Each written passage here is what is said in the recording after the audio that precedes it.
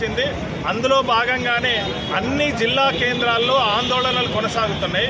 అదే రకంగా ఈ మార్కెట్ వ్యవస్థ మీద తీసుకొచ్చినటువంటి ముసాయిదా ఏదైతే ముసాయిదా పత్రం ఉందో ఆ కాపీలని దగ్ధం చేయాలని, అదే రకంగా రాష్ట్రపతి గారికి డైరెక్ట్గా జిల్లా కలెక్టర్ల ద్వారా వినతి పత్రాన్ని పంపాలనేటువంటి పిలుపుని సంయుక్త కిసాన్ మోర్చా ఇచ్చింది.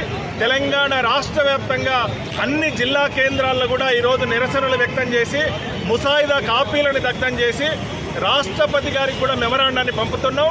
ఈ తెలంగాణ రాష్ట్రంలో ఉన్నటువంటి రైతాంగము, వ్యవసాయ కార్మికులు, ప్రజానీకము, విద్యావంతులు, మేధావులందరూ కూడా ఈ పోరాటంలో భాగస్వాములు కావాలని చెప్పి కోరుతా ఉన్నాం. ఈరోజు కేంద్ర ప్రభుత్వం దుర్మార్గంగా వ్యవహరిస్తుంది.